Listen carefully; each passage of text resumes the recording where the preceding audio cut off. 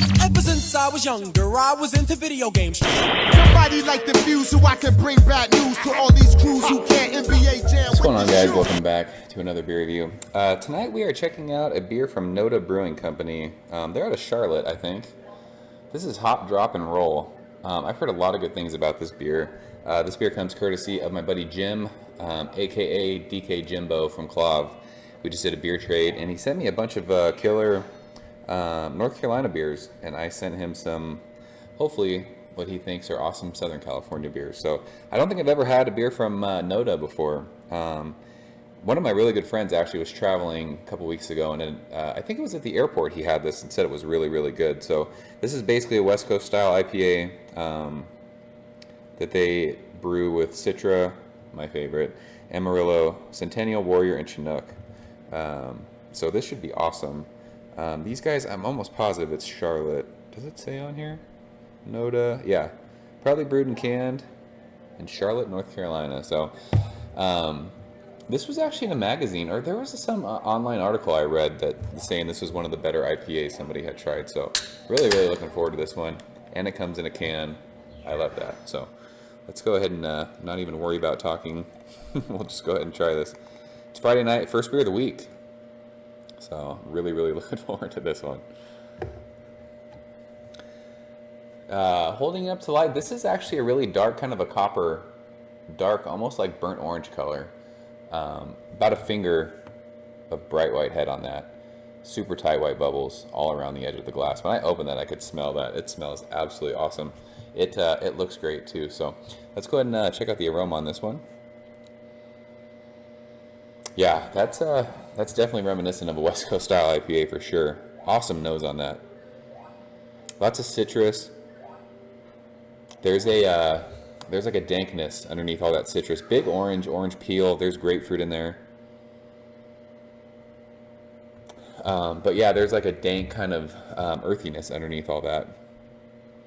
You get a nice pop of like a bready kind of malty aroma underneath all the citrus too.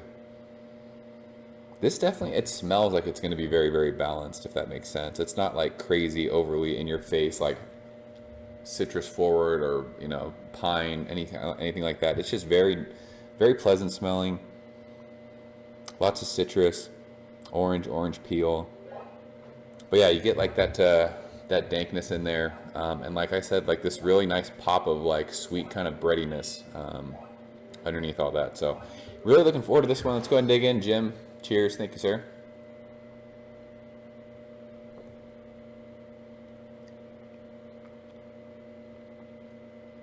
Ooh, that's tasty. Wow, that's really good. You get hit with bitterness with that citrus right up front.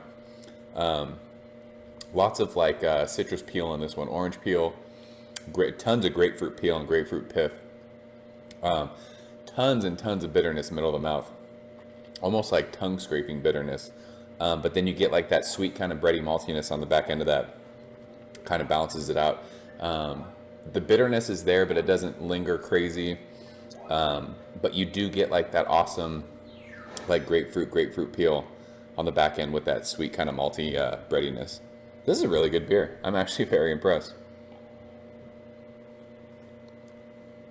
Lots of times East Coast breweries will be like, this is our West Coast attempt at an IPA, and it just kind of is like either just way overly hoppy, way overly bitter, just not like that balance like a West Coast, like a good West Coast style beer is.